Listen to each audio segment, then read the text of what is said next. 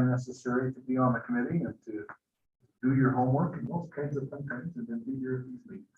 Randy, could I ask you to give us an invocation or a thought and then lead us in the pledge? Sure. Our Father in heaven, we ask thy spirit to be with us tonight as we review the financials of the city. We're grateful to have been asked to do this, and we pray that we may do so in a manner that would help the city. We're grateful for those that serve in our city and those that make things work right. And we're grateful for their good efforts. And we say this in the name of Jesus Christ. Amen. I pledge allegiance to the flag of the United States of America and to the republic for which it stands, one nation under God, indivisible, with liberty and justice for all. Thank you, Randy. Randy, welcome.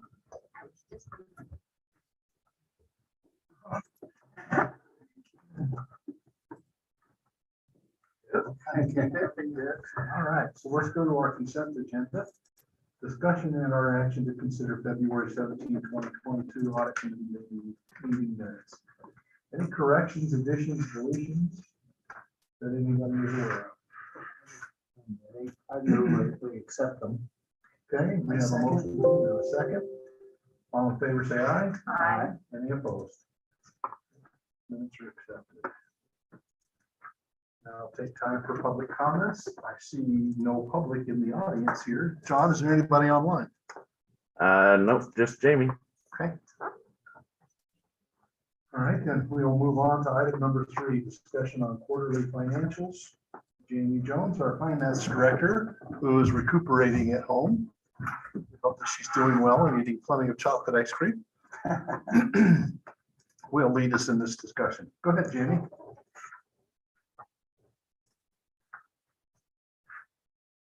Oh, right. How about now? Oh, there we go. There you are. I was going to say it's actually chocolate chip cookie dough ice cream. Aha, all right. Good. Awesome. Yes. I never decided. Yeah. Okay, Jamie, go ahead. Awesome. All right. Gosh, can you believe we're talking about third quarter already? Crazy. So, which means 75% of the year is lapsed. And I think that we look pretty darn good in all the major funds, as you can see here. The general fund. So the blue means revenues, the orange means expenditures, and the general fund, most of that is to the property taxes and the building permits that we receive. So that's why we're at 77%, a little higher than 75. And then of course our expenditures coming in a little lower, and we'll talk a little bit more about that in the next slides. But I think overall, I think we're doing pretty good. Go ahead, John. Sorry. So these two slides here are just drilling down on the general fund for the revenue and the expenditures. Sorry, I'm having some technical difficulties. There we go. I put the black line in there to delineate where the 75% is. So I'm just going to kind of drill in. General tax again, because of the property tax that we received at 83%. Licenses and permits at 93%. Those building permits are still holding strong. We are seeing some slowdown in the number of building permits, but the valuation of the permits are higher. So we're still seeing the revenue coming in, if that makes sense. Intergovernmental revenue, that's good. Most of that is the BNC road money. We have received 4 of the 6 allotments on there, and I think we're going to come in over budget. We have 800,000 budgeted, and I think we're going to come in and maybe closer to 9. Charges for services, a little low. I think most of that is just due to recreation, and then we do have amphitheater revenue in there. And we haven't received any revenue on that just yet. It's just too early in the season, I believe. And so I think that's bringing that number down to that 53%. our fines and forfeitures coming in way over budget. Which we haven't seen these kind of numbers in a couple of years. I think a lot of that was due to COVID. And then miscellaneous, these are revenues, like reports and copies, just different miscellaneous revenues, interest earnings, those types of things. And then our contribution and transfers are low, which is really good. We want to see this number low because we haven't used any fund balance. So that 9% is not alarming at all. Then on the expenditure side, losing my voice. Haven't talked as much in a while. More ice cream. Right. Producing that. I'll just touch on the ones that are higher than that 70 line mark. Council's higher because of the election costs. We've talked about that before. The administration is up because of the change in staffing, and then non-departmental again because of the insurance that comes in right at the beginning of the year. And then the next one is general government buildings. That one's higher. I think what's going to happen is I think we're going to have to do a budget amendment for these funds here, and then just do some adjustments in June to correct for these overages. I anticipate moving money from finance over to the administration since that's part of the staffing changes that we had. And then I anticipate the general government buildings, more of the enterprise funds will be picking up those expenses there because that's where the expenses are coming from. If that makes sense. Jamie, quick question. Yeah. The public works, 23%. Yeah, so this one keeps throwing me off too, and I've been looking at it, and I think I might have found the culprit, but I just haven't had a chance to go back and look. So we have a huge admin offset. So basically the budget itself is 77,000. And because of the offset, it shows that we've only spent 20,000 in there. And I actually kind of wonder, I want to go back and I just want to evaluate some of the salaries. I want to make sure that the allocation of those salaries are in the proper funds. But I really think it's just because of the admin offset, we're sending, of the $400,000 budget, we're sending 300,000 to the enterprise funds. So that's why it's so low. Okay. And you can see that I did send the financials, and you can see that a little better on page 12 if you wanted to look at that more. Okay. Are there any other questions? Ready? Okay, no, No? On that 23%, Jamie, is that kind, I always, anytime you have an outlier like that, it just bodes for investigation because the budget is really just a plan, right? How close are we to predicting what we think we're going to need? So that looks like we've got something amiss, which sounds like you're looking into it. Is that Right. what I'm understanding? And I think it is, when I look at the salary lines, they look right. They look in line, like they're at 69, 59%. But there could be some other, I don't know. When I was doing this, I was looking at that too. And that's the only thing I can think of is those three line items, whether it's the allocation, the admin offset, or if it is the employees aren't being allocated properly. Okay, when you discover that, if it turns out we've budgeted too much there, then we could put that budget to, their capital projects or something like that, right? Yeah, go back to the general fund. Yeah. Very good. Yep. Any other questions? No? Okay. no other questions. Great. So this is just a snapshot across all the major funds of where we are quarterly. On the first slide there, the revenues, again, that 37% there in the general fund is that we get property tax right there in December, right there in the second quarter. Aquatic center, most of that is I think the correction is the correction in the third quarter, and then we're starting to see more passes and reservations and all that coming in for Aquatic Center. But everything else looks pretty even. Stormwater fund's up a little bit because we did sell some vehicles from that fund. So those revenues were applied to that, to those revenue lines. And then same thing in solid waste, it's up a little bit. And I believe this one is because of, seems like people are buying trash cans right now. That seems to be a hot market this quarter. At houses being completed. So Sure. now, I know my neighbors 2 doors down just got theirs. So, yeah. So as we see houses being completed, I think they might be just a rush on them or something when people are starting to move in. Yeah, it was nice to see this. It's nice to see that everything looks even. Well, I say even, but through the quarters. And then on the expenditure side, the Aquatic 7 revenues, or excuse me, expenditures, of course, because they're going strong that first quarter, and then nothing for the next 2. Water fund up there in the second quarter, a little high, is those asphalt repairs. We had a lot of water main breaks, and then we did buy some pipe and whatnot for the future projects that we have coming up. But I would say all the other funds look pretty good. Any other questions there? Yeah, Jamie, I have a quick question, just because I'm kind of new to this. What expenditures go through the storm fund? What expenditures? Yes. What transactions get classified into that fund?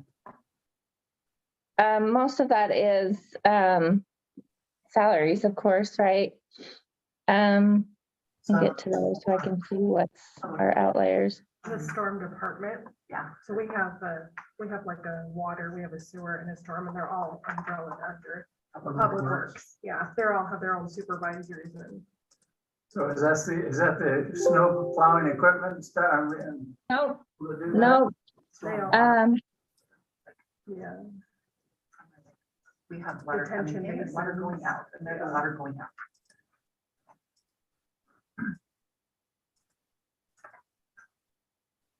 That's like all of your runoff. So it's pipes and things we Detention have to basins take care of and and stuff. everything like Pipes, that. clean out the detention back truck, basin, yeah. those detention kinds basin. of things that are all associated with keeping the storm sewer We don't have it set up. function. Was that typical seasonality for that fund right there? It seems like the winter and the first quarter should be more. Well, winter, not so much, because we don't have a lot going into the storm drains. Like it's snow, ice, it's piling up on the streets. You have some melt, but not like we do in the spring, and the summer, when the rains come and we. Well, I would think that first quarter, I mean, it's all gone, and again, we're barely into the second or the fourth quarter. Right. So I'm just curious if that's typical seasonality for that. Jamie, I'm having a hard time hearing. is what we see in the storm fund expenditures, the 28, 25, and 16, is that typical seasonality there? Do you know? I don't know off the top of my head. I can research that. I would say yes, just because of the way that our projects or our purchase equipment work out, because they work out more in the fall and the summertime than the winter time. We have a few projects going on there, but we've also purchased some equipment. That was the one column that wasn't intuitive for me, and I just thought I'd ask.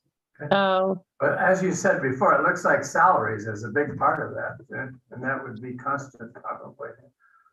Quarterly. yeah, for sure. Their car leases.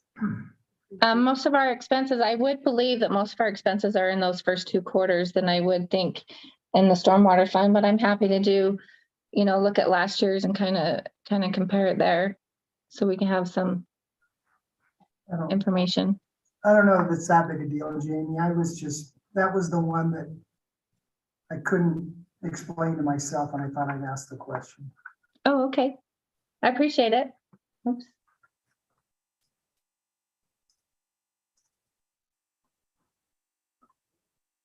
Any other questions about these slides? Okay, go ahead, Jamie.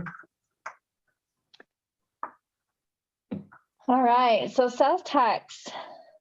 So the red line is where we are currently. The purple line is last year's and the green line is this year's budget. So we are currently, this is, let me think back there. This is 7 months worth of, is that right? Yeah, 7 months worth of collections. And we are about 20, we're still holding at 20% higher than budget. Or about 460,000 higher. So we're still coming in strong. Well, community members, one of So the now we're things thinking- that we've talked about in council is, for me, I'm more tenuous about the future now than I ever was during the pandemic.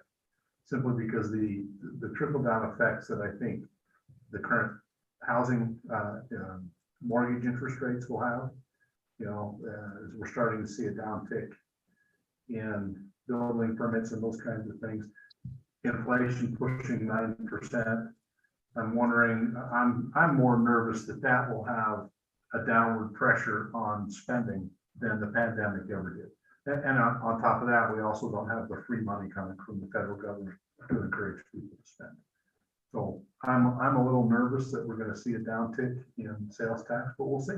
I've seen several predictions of recession in 23, Yeah. calendar 23, Yeah. which would be part of our next year's, yeah. And with lots of grocery stores, that's where people spend their money, right? Right. So, So it'll be interesting to see the next month or two what this sales tax line does compared to what it's done. I mean, right now we're $460,000 ahead of where we thought we'd be, Yeah. which is a nice place to be. Inefficient. Just not going to count on Always a good rule of thumb. it. Mhm. Any other questions or comments? Okay, Jamie. All right, so just finance department update. We're heavy into the budget season. I think there's a big discussion coming next week. We'll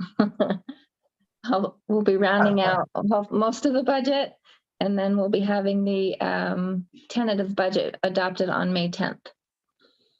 The budget is online just as a worksheet right now. If you guys want to view that, it's available. I'm happy also to send that out too. And then, Yes. and go ahead. Committee members are nodding yes. Everybody would like a copy of that. Okay, yep, I can send that out. And then, oh shoot, I forgot what I was gonna say. Oh, and then probably in June, we'll be doing some budget amendments, as I mentioned. And then I don't think that this committee will be meeting again until probably late July or August. So we'll have a full year and ready to go for the audit season. So. So Jamie, a question about the approval of the budget. If we do a truth in taxation, that gets pushed back, right? So if the council decides that in order to meet some of our budget deficits, we decide to hold the property tax rate, then we have to do a truth in taxation, correct? Yes. So we have to have a tentative adopted on May 10th.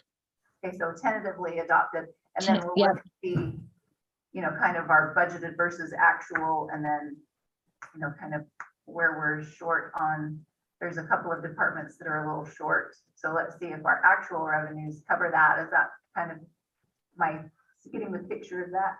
Yep. Yeah. And then our budget has to be adopted by September 1st.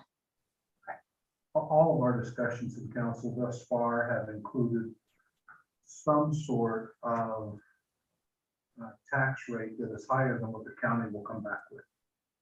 So you've heard the mayor talking about the 7%.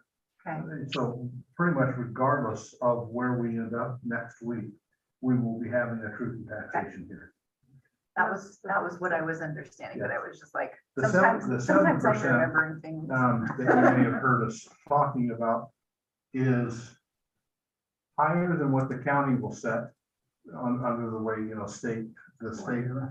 the state formula is done, but lower than if we just maintain the current rate that we have this year, which is the principle that we had adopted a couple of years ago, that we would maintain the rate year to year to year and allow home inflationary costs to raise the funds that are raised without raising the rate.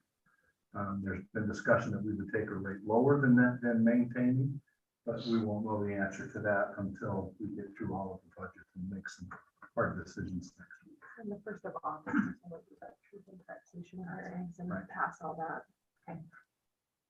All right, awesome. There's Thanks, a Tammy. noticing that we have to do, and, the county will provide us, if we maintain the rate, they'll provide us what the increase in dollars would be, so that we have a rough estimate, a pretty refined estimate, actually, of what the increase in dollars would be, though the rate itself would not change.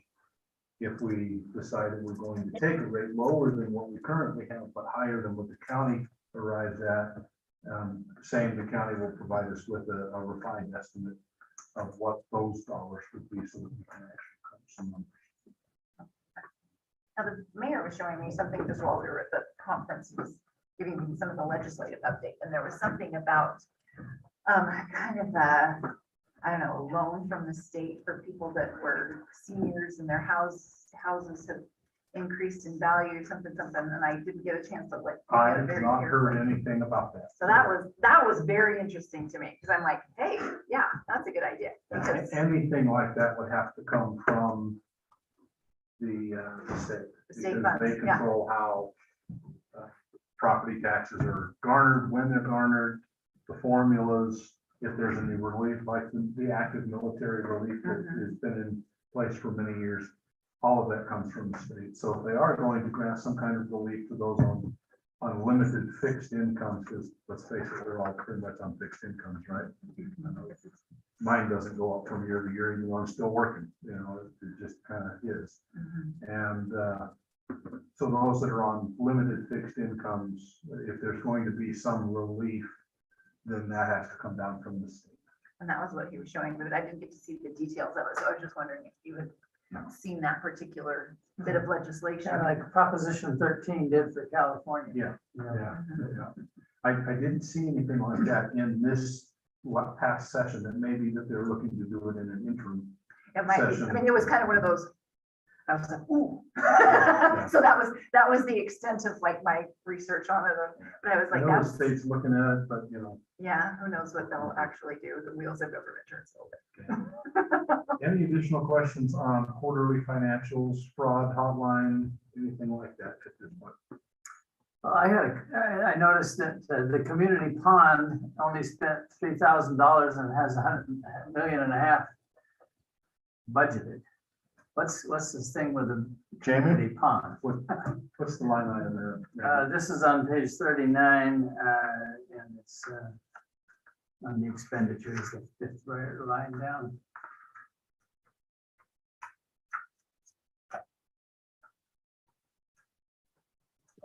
Forgot I was on mute. That's a fun 40, project, 41, Fran. 54, Jamie. Right? Sitting there so we can get the federal government. That's the, So I wanna bring up, with the community pond, I don't think. Let me go in here and look just. John, you wanna talk about the community pond? Is it roadblocked for some reason, or? well, the community pond is the pond that'll go in down to replace The new our pond, current detention basin. Right. And right now, we're still waiting for the federal grants and such to come through in the joint project with Pineview Reservoir. So there isn't, They were participating, weren't they? huge Theirs. participation piece on it. It's mostly theirs. Yeah, of the Yeah. total cost of the thing, they are the monstrous 80% of it. Huge piece of it. So Jamie, the funds that are budgeted, the 1.651, So the 1.651, 40, 154. so, yeah, oh, okay, so you're on capital projects. So yeah, we haven't begun that. We still just have it budgeted. We are anticipating it to start this spring. It looks like, I don't know if you've already set this filled. It looks like they've just finished the design phase. So this community pond will actually probably come back onto next year's budget, because I don't think they're going to do anything between now and June. And like you said, we're still waiting on some funding and I believe they just finished up the design phase. Right, we had received the first part of federal funding to complete the design phase. And once that's done, then there's a couple additional steps. Typically, once, if you've been granted the design phase, it's not a guarantee, but it's a strong indicator that the government's going to fund it. And then there's two more steps, but they typically fund those together at the same time to allow the project to go ahead and move forward. Might not be for a few months then. Could I be- think we've been in design phase for about 2 years, and we were just barely told a couple weeks ago that they finally finished that up. And then, like Phil was saying, we're still in the middle of those steps. So we'll see this 1.6 million come back for next year, or even into 24. Yeah, one of the things I was talking to Dave about with Randy is that the engineering firm that they have that's doing the design is not particularly. So. Well, there's a lot of federal, you know how it is when you're doing anything federal, especially when you're dealing with stormwater, right? With the EPA and all of that. There's just so many intricacies and that you have to watch out for. It just really moves things exceptionally slowly. The other piece that's tied into that, Randy, is the sale of the detention basin, which, you know. Have offers, I guess, but we didn't take any of them or. Well, we're still working on some things. Let's just leave it at that. Okay. The other one like that is the widening. Look, are we waiting on the rest of the funds to spend for the widening as well? The 400. So the widening, so here's what happens in the budget, because we don't know when the project's going to be completed. We budget the same amount for like 21 for fiscal year 21 and fiscal year 22, because we don't quite know when those expenses are going to fall. So this 2.4 million that's part of that widening, we only got about 300, maybe 350, $400,000 left on that. But we budget so much because, like I said, we don't know what's coming in June or what's coming in after July. And so we won't hit this $4 million target. It's when the bills come in. So they're still waiting. Well, on it's not just when the bills come in. We also have to decide when the work was done. And a lot of times we won't get bills until October that was done in June. One of the things that we discovered when we went to Gary Keddington in our audit a couple of years ago, we found a lot of things were different. One of the things that had been happening that we have changed is that we're accruing expenses in the months and the quarters and the year that they actually happened, not when we received the billing for them. That's what I was just gonna ask. And that's one of the mistakes that we were making before. Lack of information, lack of the training that individuals needed. We have that in place now, so that expenses and expenditures are being accrued in the months that they actually happen, not when we get the bill.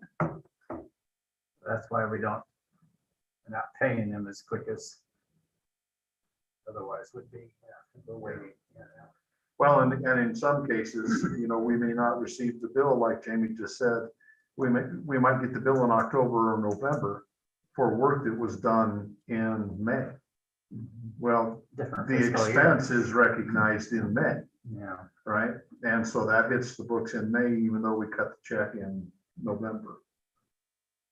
We've got the money budgeted, it's set aside, so Yeah, it's there. whenever it comes in, it's ready to be paid, so we It's have. the there, money we're just already there. recognizing it when it should be recognized. Well, then what, if the project is done, just to clarify for me, if the project is done, then shouldn't we recognize the complete package there? In other words, it looks like we're still waiting for bills to put it on our financials here. Jamie? Yeah, so it will. So right now, these are still construction in progress. And then because it's general fund, we don't really have, we don't have normal accounting in these funds. So these ones will hit the 95 fund. So when it comes out of the construction in progress, it'll come out of these revenue line items and go to a different fund. So the We budget will amount, recognize it when it's finished, but again, that's if the whole entire project is finished by June 30, and I'm not anticipating that this year. I think that we'll see the 450 one more year, which is maybe about 400,000. so the 450 reflects what we've committed to when the project is completed, and is that right? One more time. The 450, the 4,500,000 is what we've committed to overall for the project. Correct. Okay, so that will come in different fiscal years probably then. Yeah, so you'll see that in 21 and then in 22, and then it'll be in 23.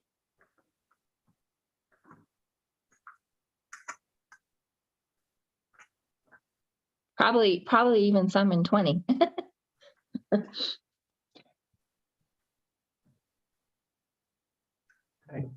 Any other questions?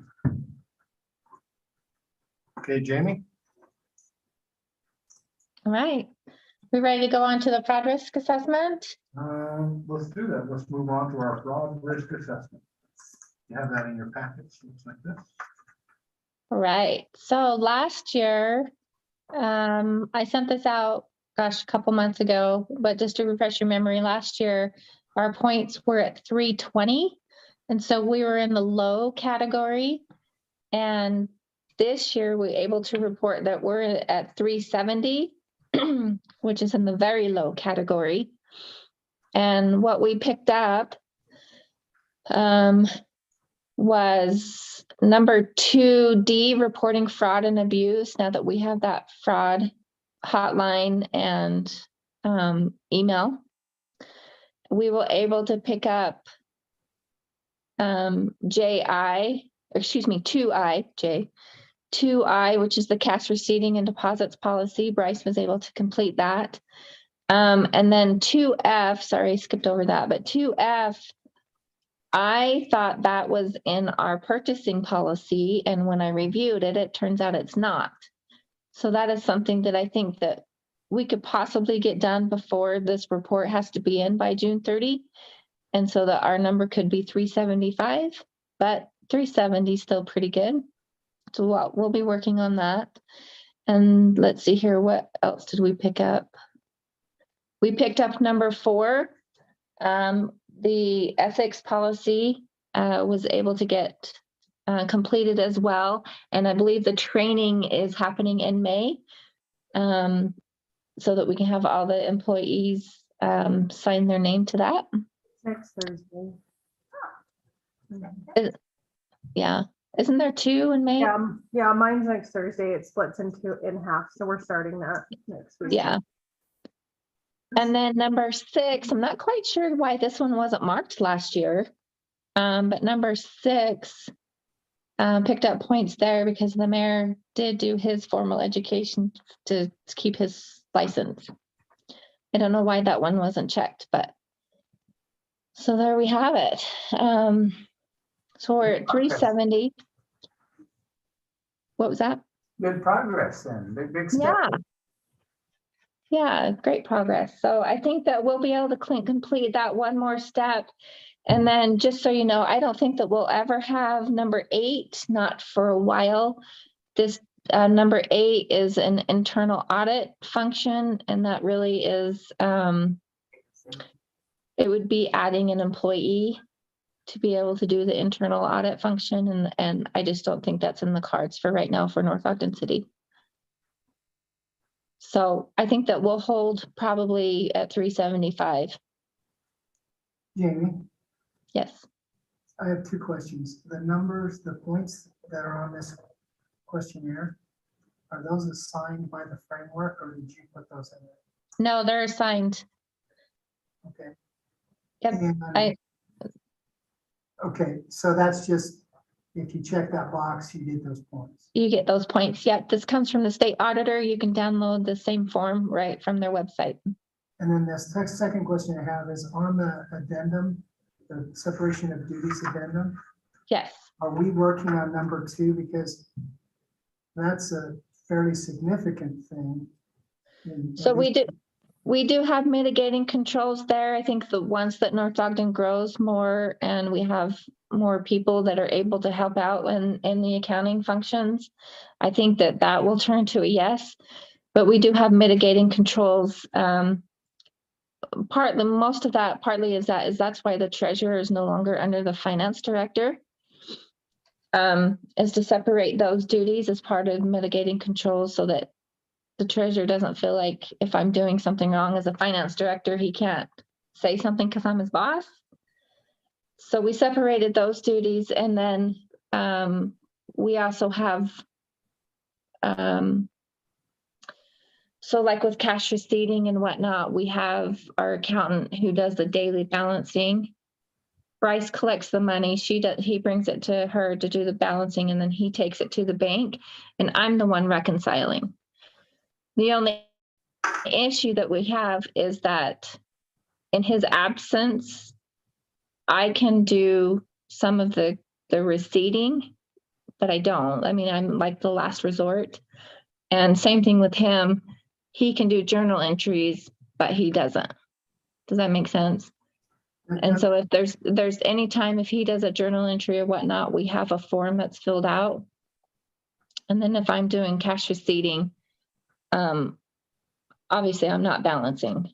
So I don't know if that's helpful. Those are the mitigating controls you referred to? Yes. Thank you. What's your recommendation, Tank?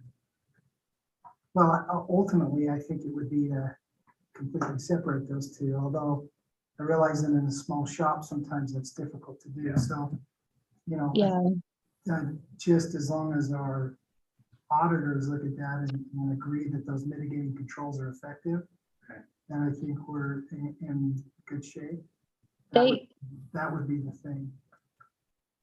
The auditors look at this very heavily. They actually will trace a payment that comes in, and it doesn't matter what form it is. They do random checks, right? And they will check how it comes in, and they will trace it all the way to the bank. They take this very seriously. So, And I think, yeah. in my world, Phil, that would be something that we might call out specifically in the audit engagement letter, so that it's formalized, that we want to make sure they pay attention to this. Sure. That we acknowledge or we assert that we have the mitigating controls, but we want to acknowledge to them that it's that we want them to look at it a little closer than if we didn't. Okay. That's Well, and also with suggestions that they have a better practice than other than what we're doing, you sure. know, just like, all right, you work with cities As we like work this to towards make, our audit. we have to make Yeah, sure we're doing right. that. yeah. Yeah. Did you hear that, Jamie? Yes, I did. Okay, It great. sounds like she does that Yeah. automatically. Yeah, anyway, but that would canonize it in the engagement letter, and they could express any concern specifically about that if they discovered any, and that would cover this rather than just say, we're assuming that the mitigating controls are effective. It acknowledges that we're aware of it. Exactly. Awesome. Great. Okay. Any other questions then about fraud risk assessment or our basic separations of duties? Any other questions in general? Jamie, thank you very much. Yes, thank you. Any other questions in general, Randy? No, good report. Thank you. Member Ekstrom? Looks good. Okay. I'm quite proud of you all. Committee member Nance? No, I'm good. Okay. I have no more questions. We'll move on then to public comments. Nobody here in the building? That we don't have Anybody any- online? No. Okay. We're not popular. Oh, this is just what people live for, right? Pulling out of the driveway and my neighbor goes, now what meeting are you going to now? And I said, audit committee. And he just rolled his eyes like, oh, that sounds like fun. Yeah, yeah. Committee members or staff comments? Jamie, anything? I don't, thank you. Okay, Susan? No. Committee member Ekstrom? No, looks good. Okay, I would just acknowledge staff and the effort that they're putting into this. I haven't been on this committee for long, but I can see the improvements that are being made. And I'd like to acknowledge that. wonderful, thank you. Amen. Randy? No, actually, do we want to set our next date officially? I think we should. We're looking at quarterly, today's April 28th. May, June, July, late July. I'll be gone for one. Can you go the whole month? Can you go up to Island Park? No, we're going to, we're gonna try for the third year in a row. We're gonna try to go to Europe. Oh, awesome. So In they- July? You're gonna take the month Yeah, of July? last half of Will you be July, around in August? later in August, not the Later first August, week. same, later August? Later August is better for me. Yeah. Okay, it'll be better for us. Council member, committee member Ekstrom. I'm good with you then. Later August. Jamie, Susan, good for you? Sure. So we fall on what, so as long as we fall on a Thursday, then the building's Yep. free. Yeah, So- let's make it for a Thursday in late August, 18th or 25th? the 25th. That's good for me. Randy? Sounds good. In the Labor Day weekend, does it? No, No. No. Yeah. Probably good. Okay, works all the way around, so let's adopt Thursday, August 25th, 6 PM as our next committee meeting.